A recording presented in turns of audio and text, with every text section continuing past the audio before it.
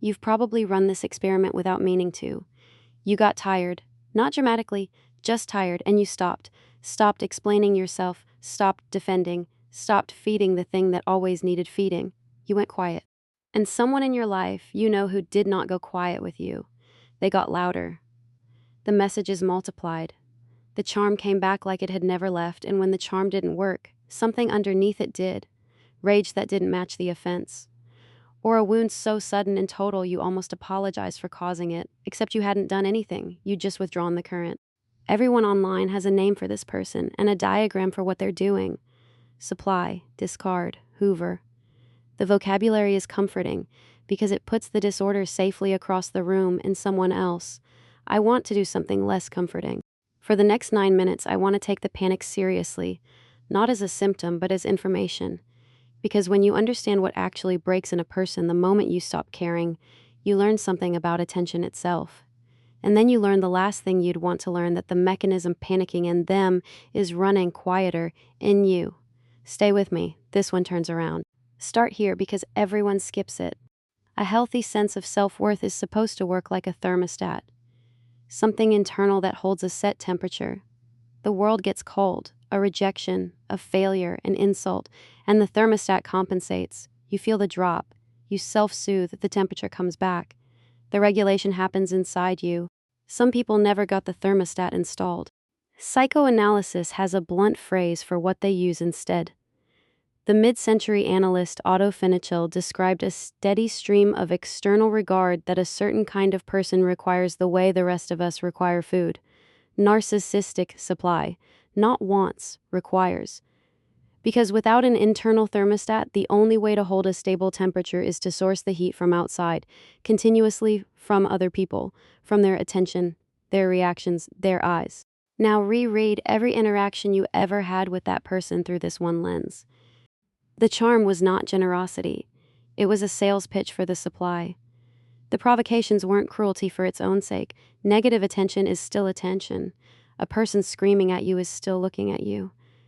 Even the fights were a delivery mechanism. As long as you were reacting, the current was flowing and the temperature held. You thought you were in a relationship.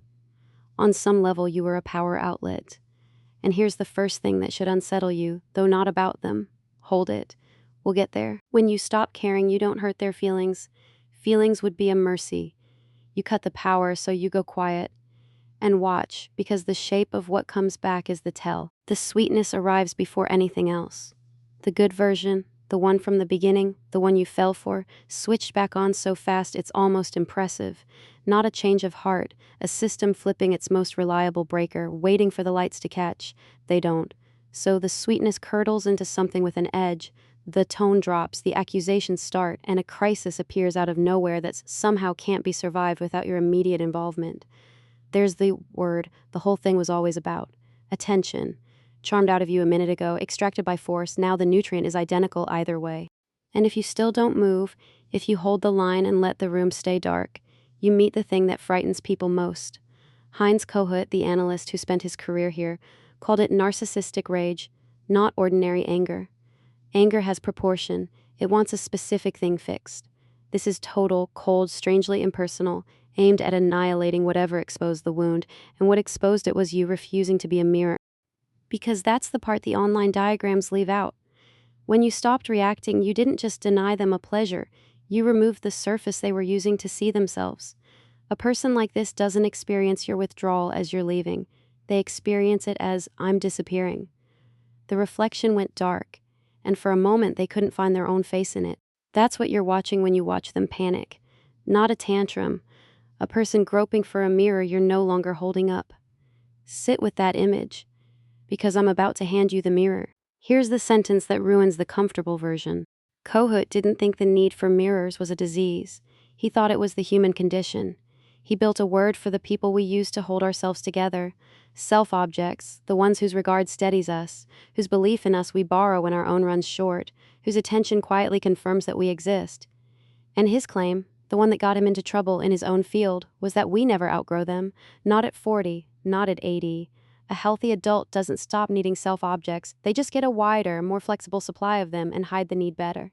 Read that again. The difference between you and the person you've been diagnosing is not that they need the mirror and you don't. It's that their need is naked and yours is dressed. Theirs is rigid, one source, all or nothing panic the instant it's cut.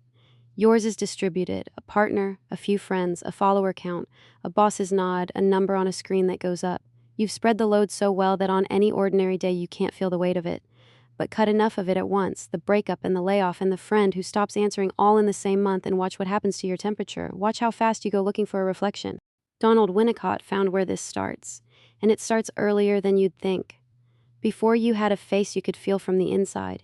You had your mother's face hanging over you, and what you found there, delight or flatness or worry or nothing, was the first report you ever received on who you were. Winnicott's phrase for it was that the mother's face is the child's first mirror.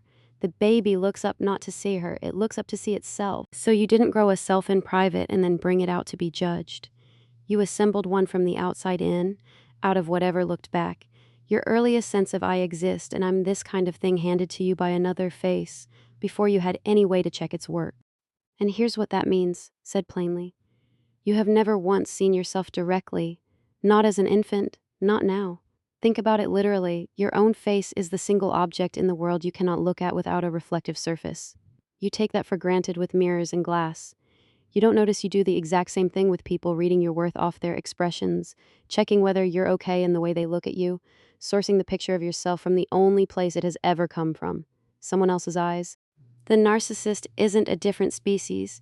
He's the person who got a broken first mirror and has been frantically auditioning replacements ever since, with none of the discretion you learned to hide it with. So the question was never how do they react when you stop caring. The question is how you react when someone stops caring about you. Someone withdrew from you once, went cold, stopped needing you, stopped choosing you, stopped looking. Pick the realest one and step back into it for a second. What happened inside you? Not what you did. What happened underneath what you did? For some of you there was pain, and the pain had edges. It was grief. You missed a specific person, mourned a specific loss, and the you doing the missing stayed intact the whole way through. Your temperature dropped and your thermostat eventually brought it back. If that's the memory, then your mirrors are things you enjoy, not things you're made of. Notice that it's not nothing, but some of you just found the other memory. The one where their withdrawal didn't feel like losing them. It felt like something in you going out. A scramble you couldn't fully explain. To get back in front of them, to be seen again, to restore their reflection, not because you even wanted them anymore, but because without their eyes on you, you couldn't quite locate yourself. The obsession outlived the love. You've wondered why. Here's why. You weren't trying to keep a person. You were trying to keep a mirror. And here's the last turn, the one I'd least want to admit about myself. Some of you handled it perfectly. Cool. Unbothered. You moved on so cleanly that people admired the strength of it, and maybe you admired it too. But look closely at how the moving on got done. You performed it. There was a version of you being fine, and it needed a witness. The post that had nothing to do with them but was timed so they'd see it. The mutual friend you updated a little too casually on how good things were now. The new photos, the visible momentum, this strength that somehow required an audience in order to be strength. You'll tell yourself that was just living your life. So ask the quieter question. If the one who left had genuinely no way of ever knowing how fine you were, no feed, no friend, no channel back, would the fineness have felt like enough on its own? Or does some of it only count once it's been seen? Because if it needs to be seen, you weren't over it. You were still holding up a mirror, just aiming it at a wider crowd and calling the reflection indifference. The most sophisticated supply seeking on earth looks exactly like needing no supply at all. One more minute, and I'll let you go. The narcissist is easy to look at because the wiring is on the outside. You can see the hunger, the panic, the mirror grabbing, because none of it is contained. That's the whole reason the internet loves the diagnosis. It's legible, and it points somewhere safely away from you. But everything you watch them do when you stopped caring, you do too. You source yourself from other people's eyes. You lose a little of your outline when the attention goes dark. You have at least once gone looking for a reflection and called it love. The difference is dosage in disguise. Theirs uncontained and obvious. Yours spread thin and socialized into something that passes for a personality. Which leaves you with a question I'm not going to pretend to answer for you. If you only feel real when someone is looking, who is there in the seconds before anyone looks? Go and find out, properly alone. No audience, not even the one you keep in your head. And notice what's actually in there when you do. Maybe a person, someone with a temperature of their own, who exists whether or not the door ever opens. Or maybe just the thing that's been running this whole time. A mirror, angled at a door, holding perfectly still, waiting for someone to walk in and give it something to reflect. Take the mask off when you're alone tonight, then come back and tell me there was a face under it. Then decide which one of you came for the panic and which one stayed for this.